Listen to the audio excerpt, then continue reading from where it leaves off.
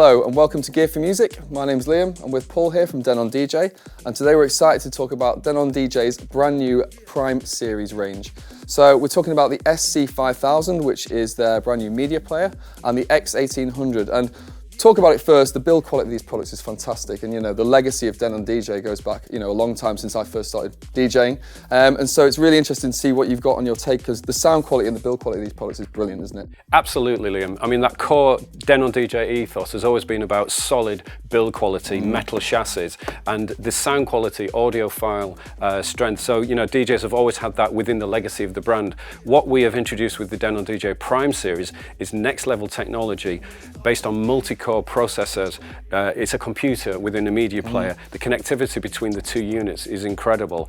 We brought some features that free DJs now to be the creative animal that they want to be. Yeah. Previously, we felt there's been no viable alternative to DJs to actually express themselves as artists more. Yeah, totally. And I think, with the kind of connection features you've got with this, it definitely shows a different way of playing, perhaps. And to start off with, they look great. The design is fantastic, and what's really standing out for me personally is this screen. It looks great, doesn't it? It's brilliant. It is absolutely beautiful. I mean, it's high definition, multi-touch, multi-gesture screen. You can see it's very, very fluid to work with. And also to navigate through your crates and your playlists, etc. It's very much like using your mobile device at home.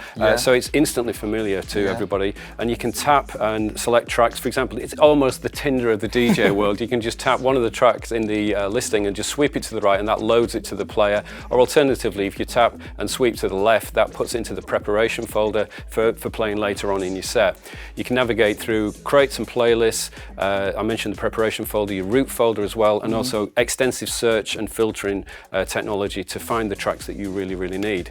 As well, on the screen, you've got this very, very powerful needle drop touch strip, so you can navigate through the track. There are different ways of going through the track. For example, if you hold shift and go through on the beat jump, you can actually scroll through the track, or you can use the up to 64 bars beat jump. So for example, you can just tap through and go back in time or forward in time. It's almost like the TARDIS of the DJ world. I keep having these different references, but it's true.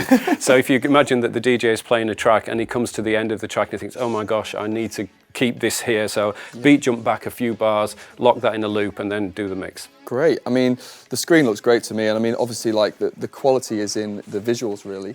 I mean, what else can we talk about features-wise on here that are really exciting?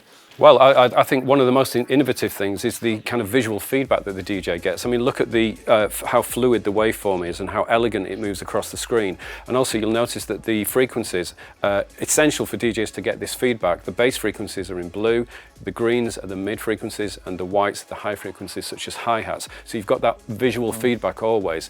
You can just tap your quantize on and off. And you can see here the beat keeper countdown, so you always know where you are position-wise in the mix as well. And of course, all your beat grids, musical keys displayed, and the beat grids are in red, so that's really nice and visual. And also, sometimes you might want to see the elapsed time or the duration time, so you can just tap that and it flips between the two. Yeah, that's great. It's a really good feature. And also, obviously, you can control this via a controller at the side. So obviously this is touchscreen, which is great. It's the first time I've kind of seen this on a standalone deck. But also there's a touch controller as well. Yeah, we've got the, we're not actually tying the DJ to, thou shalt just use the touchscreen. Obviously we'd like them to do it, and I'm sure they will find their own way. But DJs are used to going backward, forward, scrolling up and down, and then just select a track from there. So you can actually do all that. So the DJ will find their own workflow using a combination of both or one of the other. Great, cool.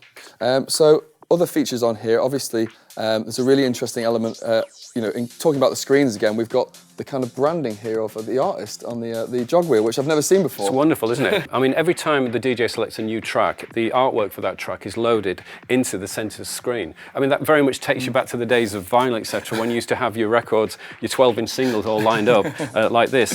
But it's by association, especially in this day of many, many thousands of tracks within a DJ's collection. The artwork is sometimes the pivotal thing that makes them recognise what's going on. Yeah, and it looks beautiful as well. But here's the added bonus.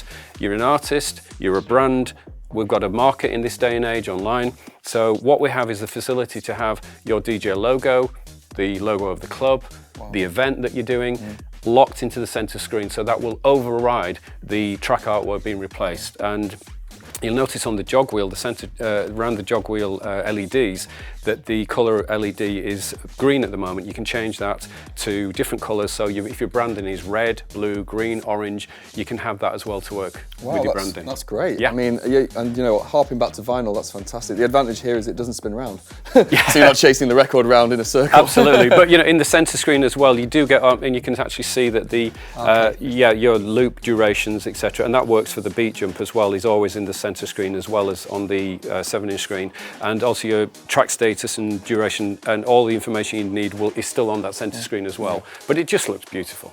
Okay, that's great. There's a few more features within the touchscreen though we're going to talk about now, including key, which is really exciting.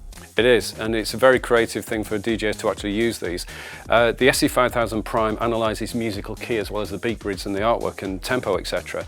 And what's great when you're doing searches that you actually have the ability to find tracks that are in the same musical key and also compatible as well. So say for example we look here and we tap the key filter and we tap B minor, you can see that the unit returns the results in B minor and also the compatible keys. So immediately a DJ can go, hey, I'll have that track and I'll have that track, safe in the knowledge that they will harmonically mix together beautifully. It's like having a kind of a mixed in key type of thing within the SC5000 Yeah, Prime. I mean that's really, really interesting, especially from DJs' perspectives. I think a lot of DJs maybe don't understand fully about key yet and how important it can be, especially with tracks with a lot of harmonies in.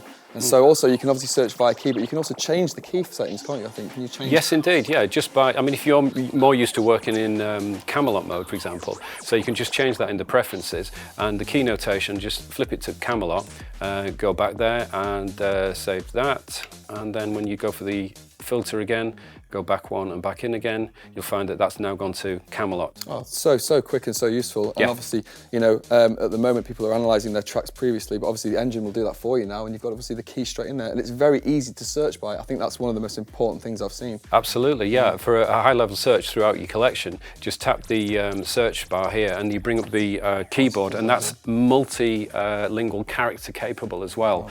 So you just type in the first few letters, and the computer processor is so powerful, it will return the results within milliseconds. Great, all right, really impressive feature. So Paul, there's another exciting feature to talk about, which is the separate loop controls. Do you want to just go through that for us? Yeah, sure. I mean, we've got a very easy to use auto loop functionality. So if I just feed the track in now, what the quantize on the unit is set to 4 beats at the moment, 1 bar. So you just simply tap in. The unit actually works out any kind of discrepancies in the human error to tapping that in, and you will get a perfect 1 bar loop. You can actually change that down to 2 beats, 1, half, and you can go crazy, etc. And then to release the loop, you just press the button in again. Also, you've got the capability to do a manual in point, so if you want something like a 1 beat, just do that and out again. So it's really, really simple and fast to use. In fact, there is a secondary loop mode, more creative options for looping, which we can talk about later when we get to the trigger section. Okay, great.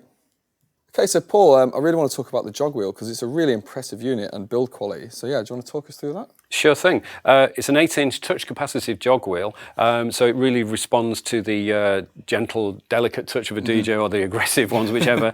And also the jog wheel is adjustable in tension. So for example, if on its lightest mode, if I put the track in, if I do a spin back, you can feel that. And if I adjust it to the more heavy side of the fence, it's like get a couple of lads around to sort that out, etc. Brilliant. And also cosmetically, and for marketing, branding, we have this LED colouring around the jog wheel, and you can just quickly change the colour of that to whatever you want by just accessing the colour wheel on the screen here and turn it to whatever is your preference. Great. Just go back to that. Also, the track artwork, we discussed that earlier on, is in the centre of the screen, or your branding logo, etc. And you can turn the unit into vinyl mode, or traditional vinyl mode, or the more pitch bend orientated mode. Great.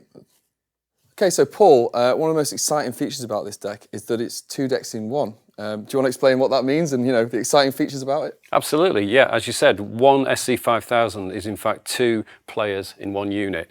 How we handle that is with dual layer capability. Behind the SC5000, it has separate outputs to the X1800 mixer analog and digital, so we have access to audio on each layer. How you access the layers, you just let's play a track, for example, here. Sure. Okay, so you just access the secondary layer by hitting layer B. You can see that the jog wheel has changed colour, so it's nice and visual, you know where you are. So we just pick another track. While that track's playing, the crowd are enjoying themselves, we find another track. Let's find this one here. Load it up into the deck. And that is now layer B. In fact, this is quite interesting as well. You can see that that track wasn't analysed by Engine Prime. And what's happening at the moment is Engine Prime is analysing that track, and it's literally going to take about 10-12 seconds and return all the beat grid information, musical key, etc. So that track's ready to play. So that's a nice thing for you to see right there. Yeah, okay, so now that track is analysed and ready to go. Just find the cue point. Go back to layer A, you'll see that we're on 26 BPM. Just hit sync on this. Go back to layer B, hit sync again, 126, and just tap that. Okay, so we should now have perfectly in beat. And there's your second track. So that's layer B coming in. No headphones, completely in time, absolutely beautiful. And you've got control on each individual channel on the X1800. And there's the dual layer capability of the SC5000 Prime. Wow, I mean, that's amazing, because for someone who's perhaps in the, you know, just introducing themselves to music and DJing, you can buy one deck and mix at home. Absolutely, yeah. You could do a full set on one deck. I mean, you know, you think about the A-list DJs having their 4 players out there. You know, that paradigm is going to shift to maybe, you know, 2 or maybe 1. You know, like 2 and a 1 combination. A bit like, you know, the way football changes the tactics and etc. Yeah, you know, 4-4-2. Exactly, yeah. So so you can actually do a full set on one SC5000. But the other thing about this is the creative possibilities it gives to DJs to do more creative handoffs, you know, between one DJ to another. So say, for example, I could have a loop playing on one deck, and then I could put an a cappella on that on layer B. Yeah. So I could be performing with those 2 layers while you prepare the next SC5000 with 2 layers of your own. So it's great, and for the more dexterous DJs who are wanting to take a challenge, imagine having 2 players, you've got 4 decks. 4 players, you've got 8. Sky's the limit. That's perfect as well. And you know, you're talking about performing. Obviously, we'll talk about these at a later date. Yeah, the creative performance, the trigger pads at the bottom of the unit. Yeah, very exciting. I can't wait to show you those. Fantastic. Okay, so Paul, another feature we want to talk about is the pitch bend control. Could you talk us through that? Yeah, sure thing, Liam. Basically what this does is it allows us to lock the musical key of a track, but affect extreme tempo changes. So say, for example, a DJ is playing at 130 BPM and he wants to introduce a track that's 110.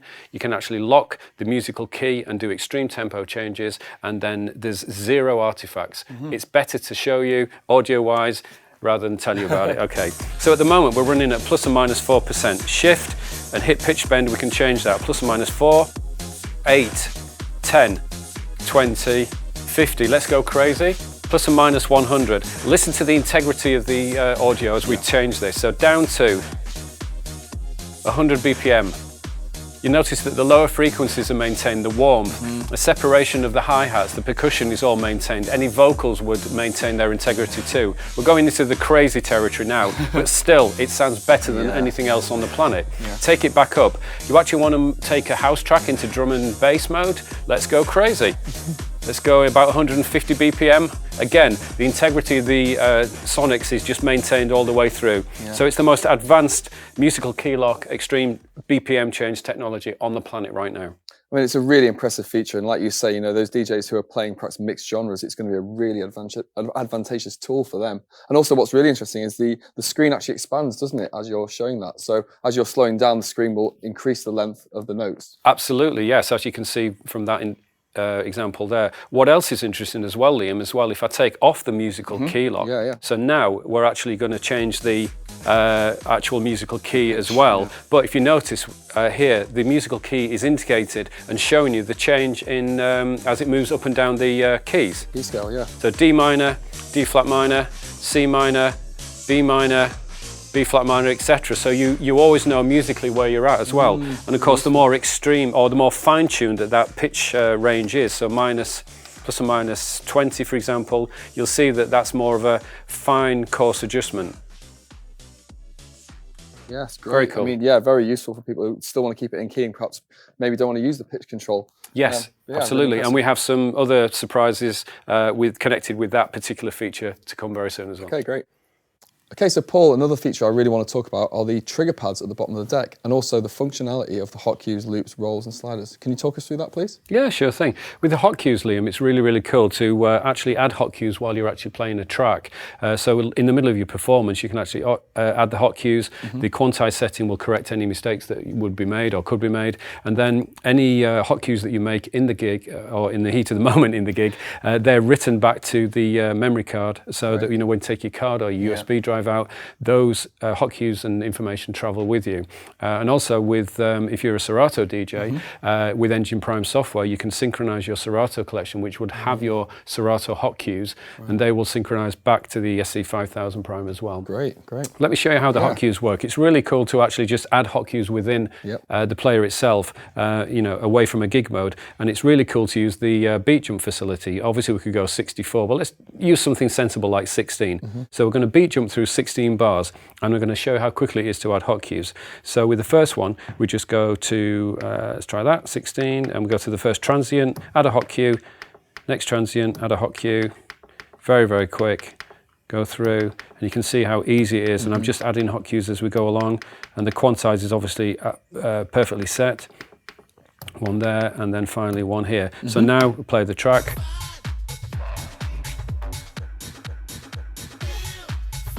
Really responsive pads as well. Really responsive, yeah. In fact, I did mention earlier on that we're talking about the time, the one and only time I would say to take the quantize off. If you want to override the quantize setting of the SC5000 Prime, just quickly tap this off.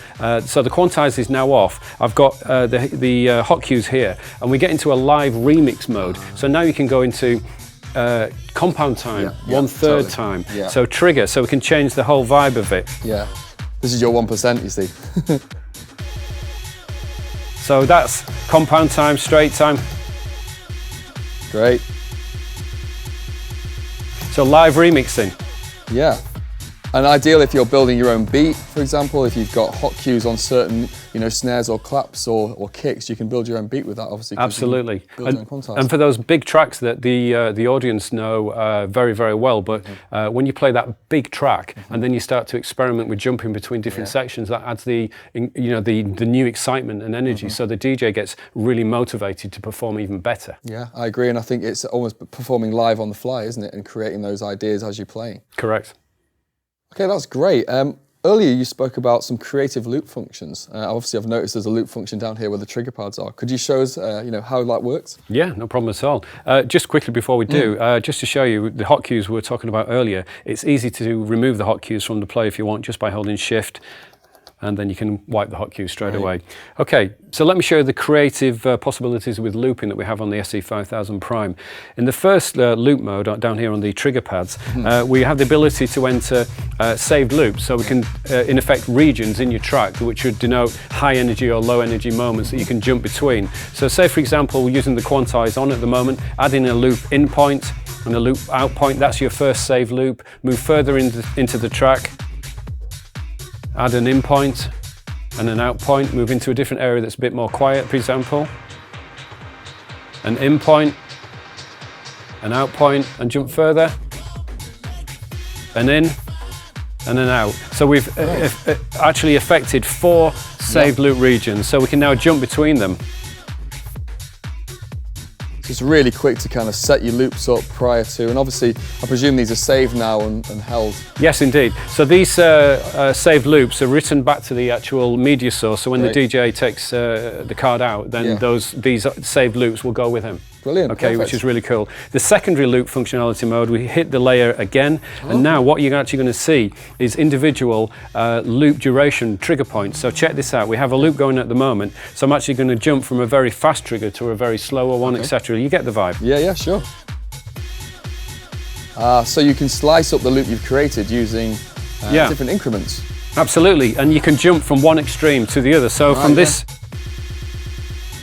So we're going from a quarter of a beat there to 1/8, close to half to 1. Yeah, so it's cool. a really nice creative feature to sort of jump between different feelings and vibes for your audience. It's very quick then if you've got a vocal or something you want to kind of slice up and quickly play with, you can save that loop and you know to go to that point, don't you? Dead right, and that's where, you know, this kind of like looping and creative technology really works when you've got elements that on the different beats of the bar have different kind of constituent parts, so you can really, you know, with a drum, you know, a basic percussion rhythm, it sounds great, but when you add musical elements and vocal elements in, that's when the energy really starts to go. Yeah, and just with a small amount of preparation, you've suddenly got a whole creative set.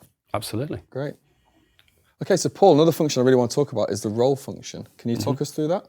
Yeah, sure thing. With the SC5000 Prime, it has kind of like a controller ethos, but without the laptop because the multi-core processor is inside.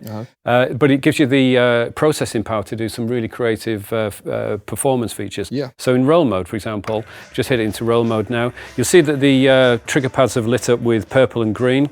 The purple are in fact triplet rolls, which is really interesting. So I've just got a break here. I'm just going to do some rolls on this particular section. So different lengths. Nice. Compound time.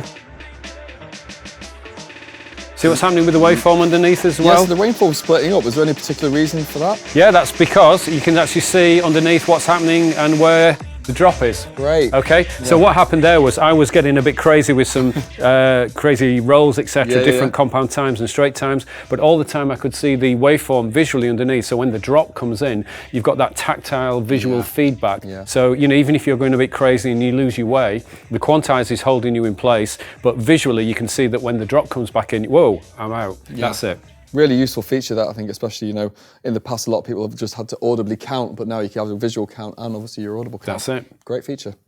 Okay, so another function we want to talk about today is the slicer function. Can you talk us through that? Yep, more creative opportunities for performance features with the 5000 Prime. Okay, so in slicer mode, what we're doing here is actually looking at a 2-bar section or 8 beats. You can see that the individual beats are indicated on the pads here. So by attacking each trigger pad, we're affecting each beat. And also you can change the length of the slice. So for example, on that slice. Oh great, so you can create a drum roll on each beat, really. Absolutely, so you get into performance mode.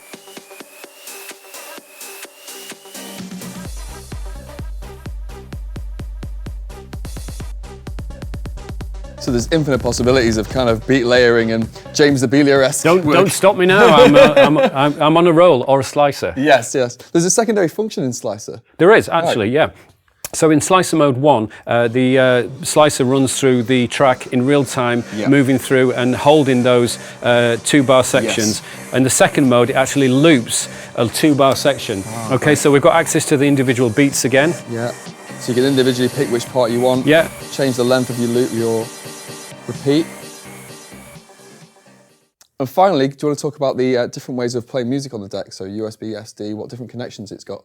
Yeah, no problem. So for the front of the unit, we have a recessed entry point for the USB and the SD card. Great. So you have 2 options there. It's underlit, so in a dark environment, you can actually see what's happening under there. And of course, nice and safe, so it just, you know, it's not like having something that's jutting out from the body, so it can be damaged or stolen. And also on the rear of the SC5000 Prime, there is 2 additional USB ports, so you can attach 2 additional hard drives. And just to tell you as well, there is a 0 terabyte limit on the size of the drives that the unit can access. Amazing. I mean, that's really useful, obviously, for DJs who are transferring over perhaps sets and you only have one deck. Obviously, with the multiple points, you can now go in via different ways. That's correct, yeah. And also what's really cool as well, if I'm playing a track, for example, on here, and we've got the SD card in the front of the unit, you know, sometimes a DJ may not forget to eject the drive or somebody might take something out with not realising. So we've got a track playing here. It often happens with DJs because they forget what they're doing. Okay. Okay, great. So we have no... Okay, so we have the track playing at the moment. Okay. So now, we don't have an emergency loop, we have the full track. So the full track is playing, the SD card is out, and also I can actually do some loops. So this must be held on the unit, I presume? Yeah, absolutely. It's held in the RAM in the system. And also I can do some rolls. You have the full functionality of the deck, even though there's no media. Correct, so full functionality on the track, so it's just adds another dimension to that kind of safety meets performance thing for your crowd. In fact, as well, speaking of safety, let's do something crazy. Imagine there's a power outage or something crazy happens. The crowd are having a great time, and then all of a sudden, somebody pulls out the power cable. Okay, we've still got music. Oh, we still have music, yeah. 10 seconds we have.